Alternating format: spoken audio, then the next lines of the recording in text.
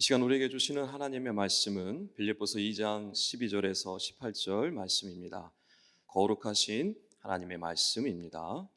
그러므로 나의 사랑하는 자들아, 너희가 나 있을 때뿐 아니라 더욱 지금 나 없을 때에도 항상 복종하여 두렵고 떨림으로 너희 구원을 이루라. 너희 안에서 행하시는 이는 하나님이시니 자기의 기쁘신 뜻을 위하여 너희에게 소원을 두고 행하게 하시나니 모든 일을 원망과 시비가 없이 하라. 이는 너희가 흠이 없고 순전하여 어그러지고 거스르는 세대 가운데서 하나님의 흠없는 자녀로 세상에서 그들 가운데 빛들로 나타내며 생명의 말씀을 밝혀 나의 다름질이 헛되지 아니하고 수고도 헛되지 아니함이라.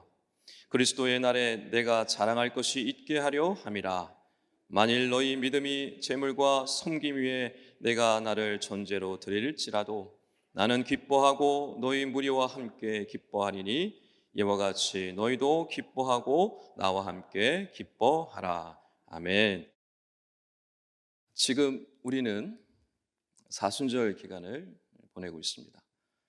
지난 수요일이었죠. 제 수요일을 시작으로 해서 부활절까지 40일 동안 그리스도의 고난과 십자가를 묵상하게 됩니다. 교회가 오랫동안 이 사순절이라는 이 절기를 지켰던 이유는 주님의 그 고난과 죽으심의 그 십자가 사건이 우리의 구원을 위해 너무나도 중요한 사건이었기 때문에 그렇습니다. 그래서 이 사순절을 통해서 예수를 믿는 사람들이 주님의 그 고난을 기억하며 다시 구원의 기쁨을 회복하고 주님을 따라 살기로 다짐하도록 하기 위함이었습니다. 여러분 지금 사순절 어떠한 마음으로 보내고 계신가요? 주님의 그 고난을, 그 십자가의 아픔을 다시 한번 기억하고 묵상하는 시간들이 되었으면 좋겠습니다. 그래서 나에게 주신 그 구원의 기쁨이, 그 엄청난 그 은혜가 얼마나 귀한 것인지를 다시 한번 누리셨으면 좋겠고, 주님과 함께 연합되는, 함께 동행하는 귀한 시간이 되시기를 주님을 간절히 축원합니다. 그런데 안타깝게도 많은 사람들이 이 구원의 기쁨, 구원의 감격을 잘 누리지 못하고 살아갑니다. 왜 그럴까요? 지금 당장 내 눈앞에 있는 여러 문제들 때문에 그렇습니다. 가정의 문제, 자녀의 문제, 직장과 사업장의 문제, 물질의 문제, 질병의 문제. 지금 내 눈앞에 있는 문제들로 인해서 그 구원의 기쁨을 잘 누리지 못하는 경우들이 참 많습니다. 그리고 또 하나 이유는 구원에 대한 잘못된 생각 때문입니다. 구원을 단지 과거의 지난 일들로 생각하기 때문인 것이죠. 그래서 구원이 지금도 이루어져 가고 있고 마침내 구원이 이루어지고 완성되어진다라는 그 구원에 대한 기대, 감격, 소망을 놓치고 살아가게 되는 것입니다. 그런데 성경은 이 구원을 과거로, 현재로, 미래로 설명하고 있습니다. 성경에는 구원을 받았다라는 말씀도 있지만 구원을 이룬다라는 말씀도 있고 또 구원을 받게 될 것이다라는 말씀도 분명히 기록되어 있습니다. 이것을 신학적으로 말하면 칭의, 성화, 영화라고 말을 합니다. 칭의라는 것은 그리스도의 십자가 사건을 믿음으로 우리가 의롭다 인정받는 것입니다. 구원의 과거의 얘기입니다. 성화는 내가 그 구원을 이뤄가는 것, 현재 진행되어져 있는 구원의 현재를 얘기합니다. 영화는 뭘까요? 거룩의 마지막 단계입니다. 구원의 마지막, 그 미래에 이루어질 구원의 완성을 뜻합니다. 오늘 우리가 함께 읽었던 빌립보서 2장 12절의 말씀은 이 구원의 현재성을 너무나 잘 보여주고 있는 말씀입니다. 제가 잠시 읽어드립니다. 빌립보서 2장 12절입니다. 뒷부분인데요. 항상 복종하여 두렵고 떨림으로 너희 구원을 이루라 라고 말씀하고 있습니다. 이루라라는 그 표현은 현재 명령형입니다. 무슨 뜻이냐면 과거의 사건으로 끝난 것이 아니다라는 이야기입니다. 구원은 지금도 이루어 가야 할 것이다라고 분명히 말씀하고 있습니다. 이 이루다라는 원어를 보니까 어떤 일을 완성하기 위하여 계속하다라는 뜻입니다. 즉, 구원은 이미 끝난 것이 아니라 우리가 그 구원을 이루기 위하여 지금도 계속해서 힘쓰고 애써야 한다라고 말씀하고 있는 것입니다. 성결교단에 귀한 신앙의 유산이 있습니다. 사중복음이라고 하는 것인데요. 중생, 성결, 신유, 재림입니다. 예수 그리스도께서 우리를 중생시키십니다. 거듭나게 한다는 뜻입니다. 우리를 성결시켜 가십니다. 성화, 거룩하게 만들어 가신다는 뜻이죠. 신유, 우리를 치유하고 회복시켜 주신다는 것입니다. 재림, 마지막 날 그리스도께서 오시는 그날까지 우리로 하여금 이와 같이 중생, 성결, 신유의 과정을 거쳐서 구원에 이르도록 하신다라는 뜻입니다.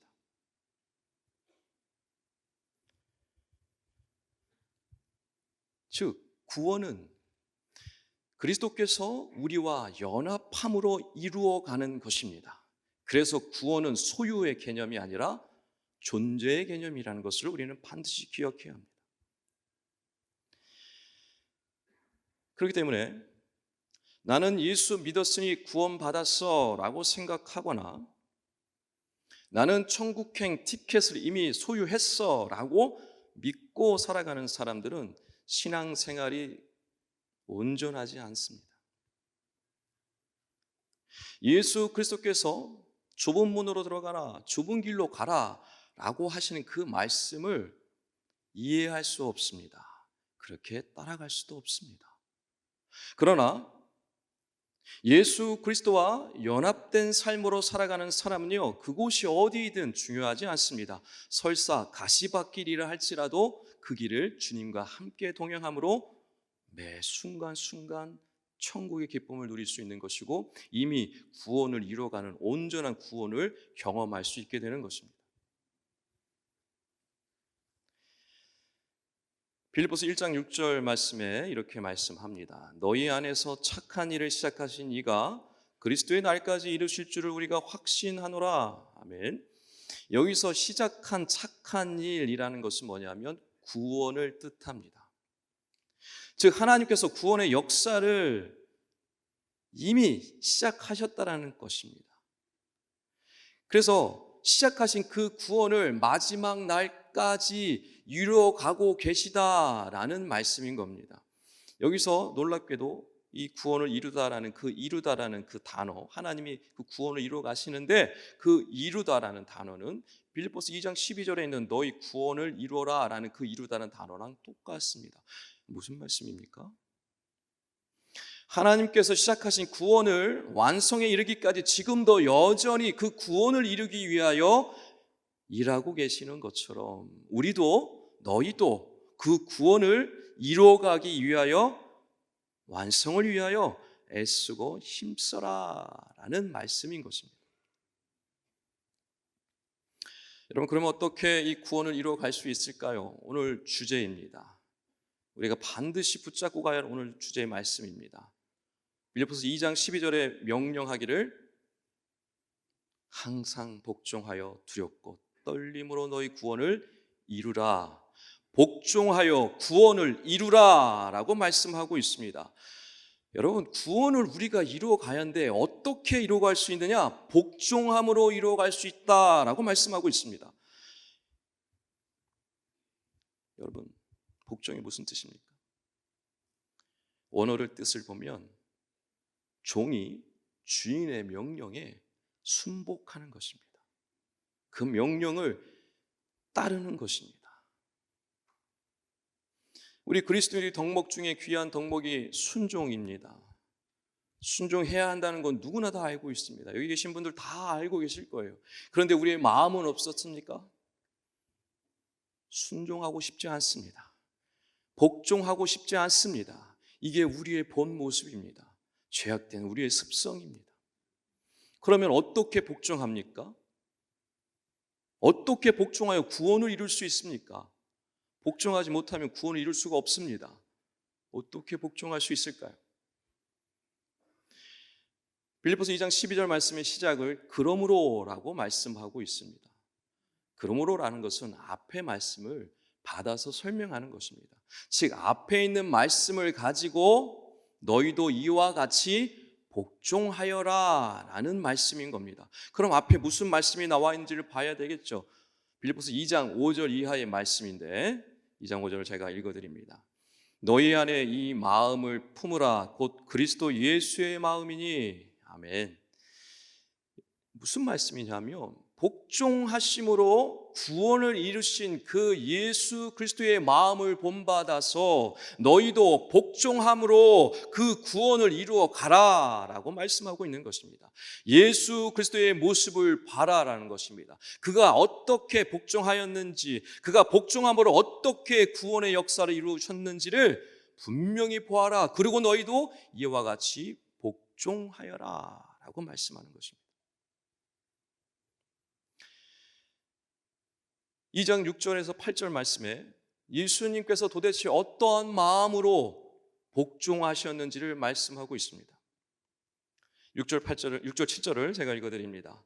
그는 근본 하나님의 본체시나 하나님과 동등됨을 취할 것을 여기지 아니하시고 오히려 자기를 비워 종의 형체를 가지사 사람들과 같이 되셨고. 예수님이 어떻게 낮아지셨느냐, 어떻게 복종하셨느냐? 원래 하나님이에요. 하나님의 본체라는 뜻은 하나님과 똑같다라는 뜻입니다.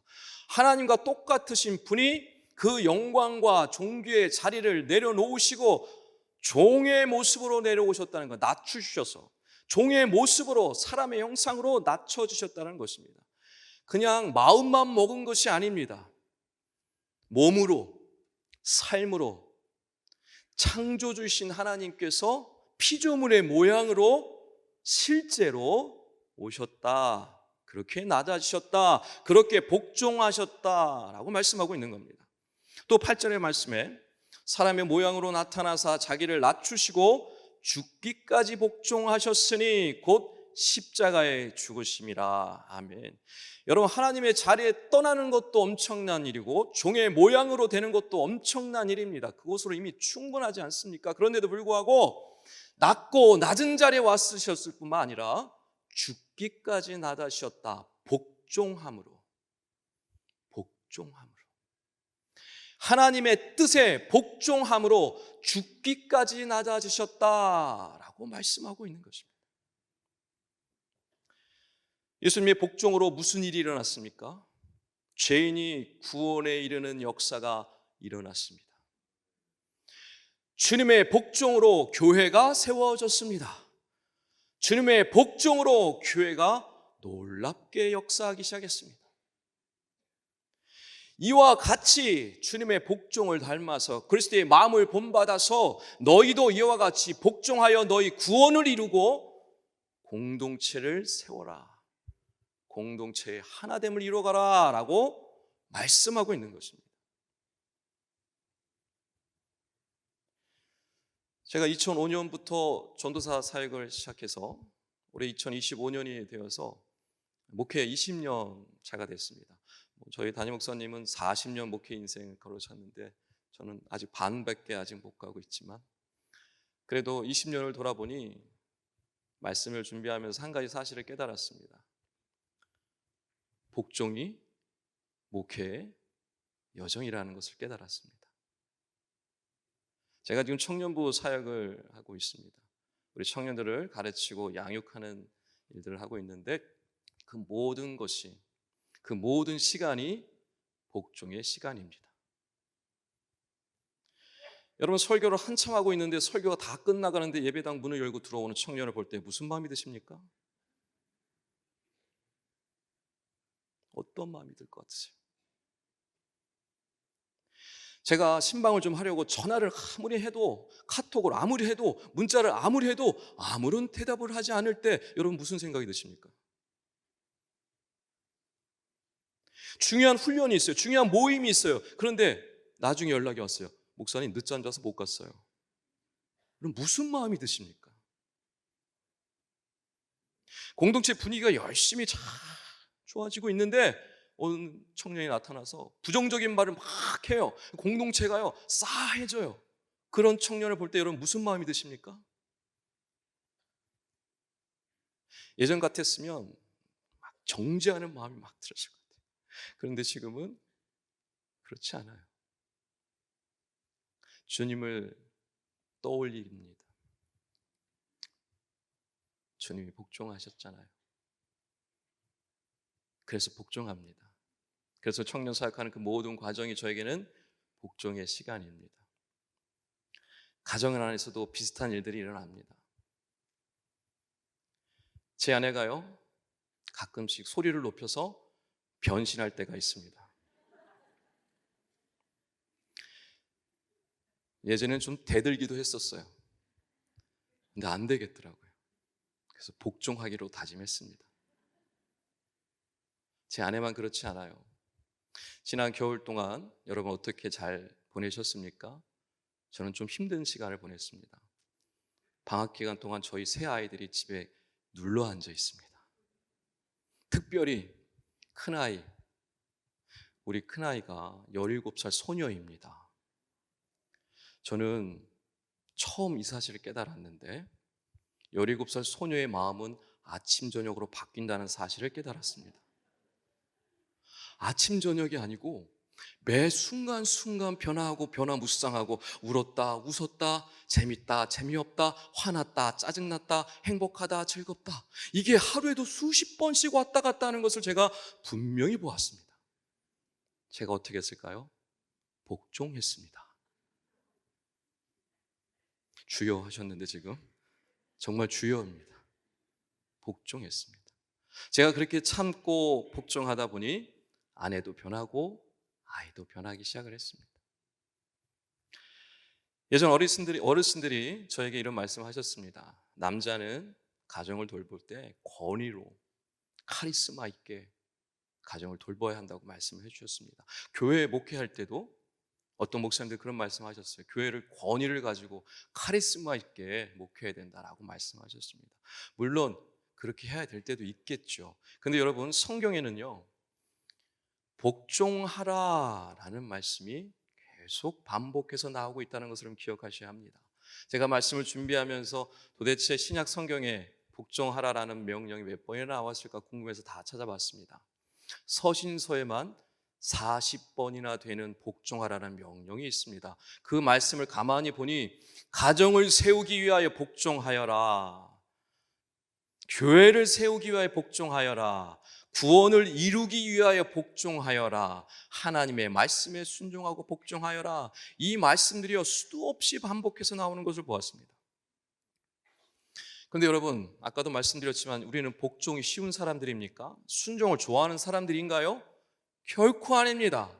복종이 잘 안 되어져요. 순종이 잘 안 되어져요. 그래서 예수 그리스도의 마음을 보아라, 그가 어떻게 복종하였는지 그의 복종하는 마음을 보아라 라고 말씀하고 있는 것입니다. 그 복종할 수 있는 그 근거를 너무나 감사하게도 13절에서 자세히 설명해 주고 있습니다.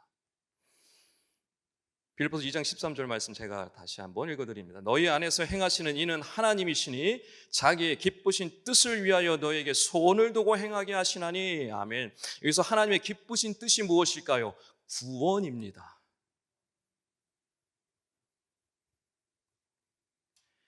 하나님께서 우리의 구원을 이루어 가시기 위하여 우리 안에서 역사하신다는 것입니다. 우리를 통하여 그 일을 하게 하셔서 구원에 이르도록 하게 하신다는 것입니다. 할렐루야. 여러분, 우리가 스스로 구원을 이루고 스스로 복종하고 스스로 순종할 수가 없어요. 그런데 하나님이 그 기쁘신 구원을 이루기 위하여 우리 안에서 역사하신다.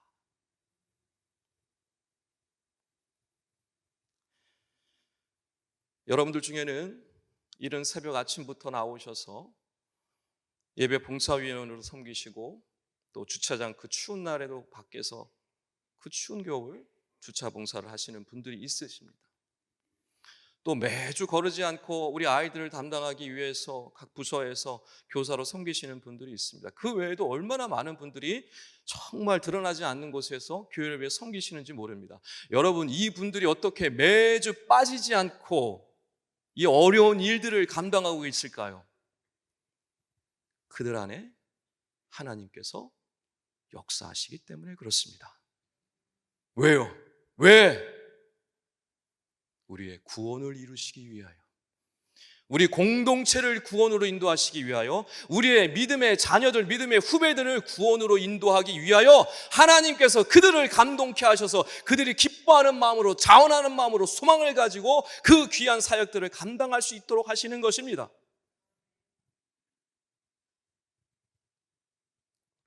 그래서요, 때로 힘들 때가 있지만, 때로 시험이 들 때가 있지만, 어떨 때는 너무나 억울하게 오해를 받을 때도 있지만, 그럼에도 불구하고 그 사역을 멈추지 않는 이유는 복종함으로 구원을 이루려는 그 애쓰는 그 몸부림이 그들 가운데 있기 때문인 것입니다. 여러분, 이와 같은 복종이 있었기에 지금의 성락성결교회가 있게 된 줄 여러분 믿으시기 바랍니다. 그리고 그 복종이 있기 때문에 앞으로 우리 성락성결교회는요, 아름답게 세워지게 될 줄 여러분 믿으시기 바랍니다. 그런데 바울은 여기서 말씀을 맞추지 않고 마치 찬물을 끼얹듯이 한 가지 중요한 명령을 전합니다. 14절 말씀입니다. 모든 일을 원망과 시비가 없이 하라. 아멘. 여러분, 우리가 왜 자꾸만 원망할까요? 왜 자꾸만 시비를 걸까요? 왜 그렇습니까? 자기가 옳다라고 주장하기 때문에, 모두가 다 자기가 옳다라고 주장하기 때문에 원망이 생기고 시비가 생기는 것입니다. 며느리도 자기가 옳대요. 시어머니도 자기가 옳대요. 그러니 원망과 시비가 그 안에 끊이지 않습니다. 아내도 자기가 옳대요. 남편도 자기가 옳대요. 원망과 시비가 끊이지 않습니다. 자식도 자기가 옳대요. 부모도 자기가 옳대요. 원망과 시비가 끊이지 않습니다. 여러분, 그분들 다 찾아가서 한번 귀 기울여 들어보세요. 다 자기가 옳다라고 주장할 뿐입니다. 들어보셨죠? 그렇죠? 틀린 말이 있습니까? 다 옳은 말이에요. 그러면 교회는 어떻습니까? 여러분, 교회는 어떤가요? 교회 안에서 옳고 그름으로 판단할 수 있을까요? 교회 안에서 옳고 그름으로 판단하고 시시비비를 가려서 너는 틀리고 나는 맞다라고 판단하기 시작하는 순간 교회는 어떻게 됩니까? 깨지기 시작합니다. 교회는 결코 옳고 그름을 통하여 세워지지 않습니다. 결코 옳고 그름을 따져서 하나가 되지 않습니다. 그럼 어떻게 교회는 세워질까요? 어떻게 하나를 이룰 수 있을까요? 오직 복종을 통해서만 세워집니다. 오직 복종을 통해서만 하나를 이룰 수 있습니다. 여러분의 가정 안에 원망과 시비가 있으십니까? 여러분의 부서 안에, 동네 안에, 공동체 안에 원망과 시비가 있으신가요? 먼저 옳고 그름을 따지는 것을 멈추십시오. 그리고 서로 복종하십시오. 복종하기 시작하는 순간 그곳에 원망과 시비가 사라지게 될 겁니다. 그리고 무엇보다도 주님의 구원의 기쁨의 감격이 회복되어지게 될 것입니다. 이와 같은 은혜를 누리시는, 이와 같은 복을 누리시는 모든 성도님들 다 되시길 주님의 이름으로 축원합니다. 옆에 한번 고백하겠습니다. 제가 먼저 복종하겠습니다. 왜 안 하십니까? 복종하기 싫다는 뜻인가요? 복종 안 하시겠다는 것입니까? 네가 먼저 복종해라 이겁니까? 내가 먼저 복종할게 해야 합니다. 다시 한번 옆에 고백하겠습니다. 제가 먼저 복종하겠습니다. 할렐루야. 그럼 이렇게 복종할 때 세상에서는, 가정 밖에, 교회 밖에 세상에서는 우리가 복종할 때 어떤 일이 일어날까요? 오늘 15절 말씀입니다. 이는 너희가 흠이 없고 순전하여 어그러지고 거스르는 세대 가운데서 하나님의 흠없는 자녀로 세상에서 그들 가운데에 빛들로 나타내며 아멘. 여러분, 우리가 옳고 그름으로 가정 안에서 지지고 볶고 싸우고 교회 안에서 옳고 그름으로 시시비비를 따지는 것 때문에 세상은 우리를 어떻게 바라보는 것입니까?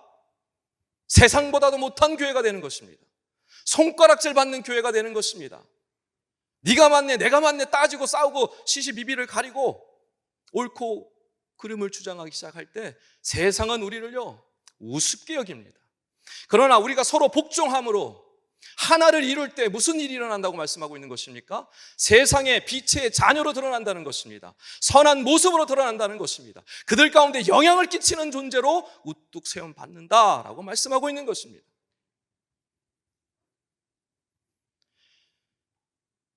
세상은 복종하는 사람들을 향하여 이렇게 얘기합니다. 얼마나 무능하면 복종할까? 얼마나 무식하면 복종할까? 복종하는 사람들, 순종하는 사람들요 우습게 여기는 게 세상입니다. 얼마나 능력이 없으면 복종을 할까? 얼마나 아는 게 없으면 저렇게 복종만 하며 살아갈까? 그런데 성경은 절대 그렇게 얘기하고 있지 않습니다. 여러분, 예수 그리스도께서 무능하기 때문에, 무지하기 때문에 복종하셨습니까? 천만의 말씀입니다. 그 반대입니다.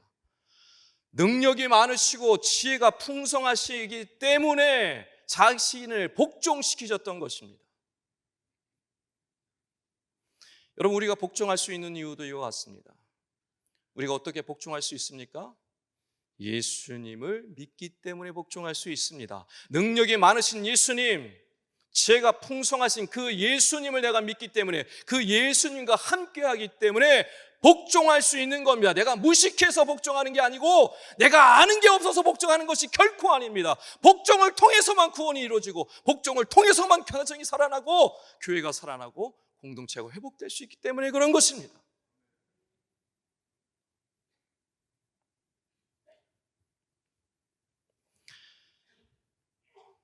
옆에 다시 한번 고백하겠습니다. 복종하는 것이 능력입니다. 한 번 더, 복종하는 것이 지혜입니다.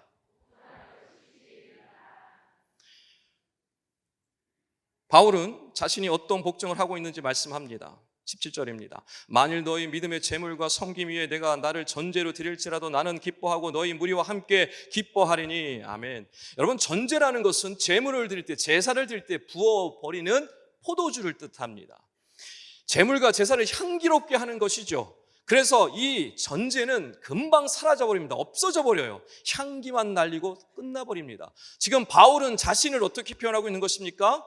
자신을 주인공이 아닌 조연으로 얘기하고 있는 것입니다. 교회의 구원을 위하여, 공동체를 위하여, 하나됨을 위하여, 교회를 세우기 위하여 나는 지금 전제로 쓰임받고 있다. 그런데 이 일이 너무너무 기쁘다, 너무너무 행복하다. 왜요? 교회가 하나됨을 바라보게 되니까, 구원에 이르는 성도들을 바라보게 되니까. 여러 남편분들 잘 들으십시오. 가정을 위해서, 자녀를 위해서 전제가 되십시오. 주인공 노릇하지 마십시오. 조연이 되십시오.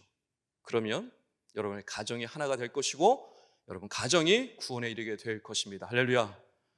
아내분들에게 제가 부탁의 말씀을 드립니다.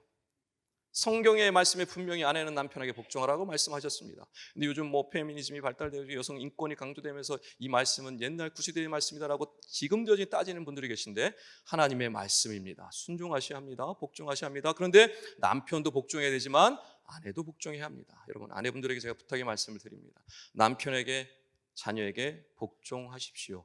전제가 되십시오. 자존심을 좀 내려놓으십시오. 그럴 때요 남편이 변화되기 시작합니다. 자녀가 변화되어지기 시작. 우리 권사님 남편이 그동안 잘 안 변했던 것 같은데 오늘 말씀에 순종하고 나아갈 때 변화될 줄 믿으시기 바랍니다.